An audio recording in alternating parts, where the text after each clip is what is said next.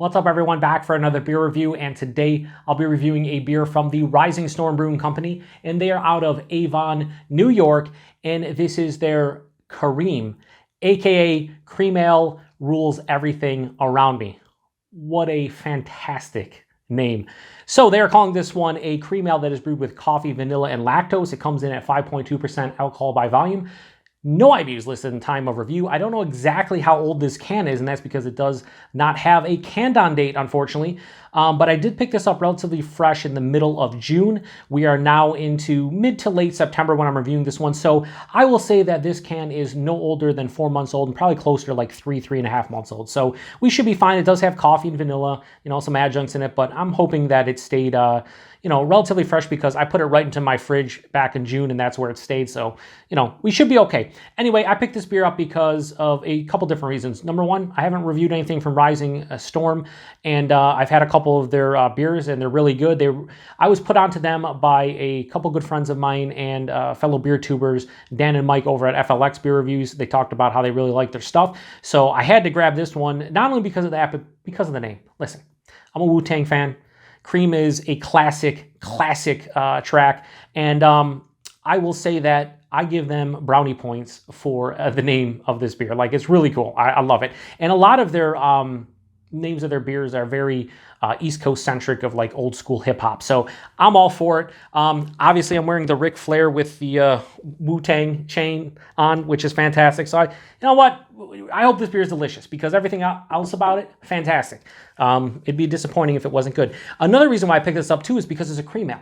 And if you guys know me, you know that I like some Jenny cream ale. That's like my go-to crusher.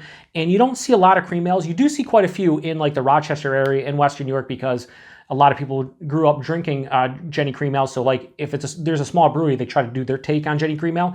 But you don't see a lot of adjunct ones other than like Jenny when they do like their lemon strawberry and things of that nature. So I'm excited. As you can tell, I want to get into this one. I'm really excited to see their take on a cream ale with some adjuncts. Anyway, let's give it a pour. Honestly, for some reason, even though it's a cream ale, I just felt like it might be a little bit darker, with the coffee and everything, but it looks like a fucking cream ale, so I don't know why I'd be disappointed. Yeah, that's a cream ale. I wouldn't say it's crystal clear. There's a little bit of chill haze, but there's a little bit of just haze in general. This does not look like Jenny Cream or something. Has like more of a, I feel like Jenny Cream Ale is a little bit darker than this too. I don't know how it's gonna come off on camera. Usually my camera's a little bit darker, but yeah, that looks like, like an adjunct lager or cream ale, something in that vein, Pilsner, whatever, with a little bit more haze. Had about a finger of this bright white head that is now dissipated to a thin film, probably because of the coffee and vanilla, but who knows? Let's get a nose. That's nice. Wow, that's real nice. So it's kind of like somebody took, so I've had a couple like coffee cream ales before, and it's like somebody took coffee, mixed it with a little bit of creamer, and threw it in a cream ale. And that might sound disgusting, but like, it smells great. That coffee is still very prevalent at, probably around 3.5, 4 months old. The vanilla is there. It's adding like this nice, slight vanilla, like I said, creamer kind of sweetness to it. There's an underlying like graininess, maybe like a little bit of like a bready or biscuity type of note from the cream ale. But it smells like it's going to be on the sweeter side of things with the lactose, with the vanilla. I just feel like you're going to get more of like a, not like I said, like a coffee cream type of vibe to it. And that's what I'm getting off the nose. Yeah, it smells pretty good. Let's get into it. Cheers, everyone.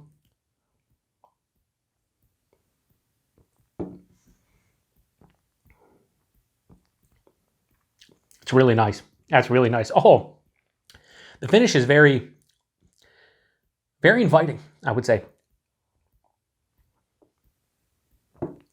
Body on this one at 5.2%. It's like higher side of light body. It's, it's lighter bodied on purpose because it's cream ale. But I wouldn't call it watery. I'd say higher side of light, almost approaching lower side of medium. It's very crisp. It's very refreshing. Like there's a lot of carbonation, but not like overkill. What you expect from the style, very effervescent. So body and mouthfeel are kind of in the realm of a 5.2% cream ale. The taste, though, it's kind of weird up front, honestly. I think the front of the palate is kind of different. I think where this beer really shines is mid-palate to the finish. So right up front, I'm getting this like lemony, almost like hop character. And that's mixing in with like a grainy, almost biscuity type of malt character. And that's right at the forefront, and that's saying, hey, this is a cream ale. But as it passes the palate, about mid-palate, that's where the coffee hits you. It's a slight acidic, kind of sweeter coffee because it's mixing in with the vanilla and the lactose. So it's like, again, it's like a double-double from Tim Hortons for anybody in the Western New York area. It kind of has that kind of sweetness, but maybe not as sweet as that. Maybe like a single. I don't know. But right at the middle of the palate, that's where the coffee, vanilla, and lactose hits. It carries on to the back of the palate, and that's why I said the finish is very inviting and different. It finishes with just like a cream, like a coffee with a couple cream and a couple sugar in it. That's what it finishes like. So if you drink your coffee black, you might think this is a little bit too sweet. For somebody who enjoys cream or sugar in their coffee, I think you would like this one, especially if you like cream ales. It's not amazing. It's not, doing anything that I would say, I gotta run to the hilltops and scream from the top of my lungs that you gotta buy this beer. But I think the name, their love of old school, hip hop, along with the fact that they're doing a cream ale, they're introducing something different with a coffee, kind of basically coffee vanilla cream ale is basically what this is. I think that's cool. And I think this works. I think maybe somebody would drink this one and think it's slightly disjointed because like the first half is cream ale and the second half is like, coffee and cream. But I think I like that aspect. I don't think it's too sweet. I do think one can of this and I'm done, but honestly, this is probably not a session beer for me anyway. It wouldn't be. Now, a regular cream ale, sure, but something like this, I'm going into it and knowing that this is probably a one and done beer, and I'm fine with that. Yeah, it's really good. I don't, like I said, I think some people might, it depends, I guess, on your what kind of coffee drinker you are. If you don't like coffee, you're probably not gonna like this beer at all. If you like black coffee, might be too sweet for you. But if you do like some sugar or creamer or either or in there, I think you would dig this one, especially if you like cream ales.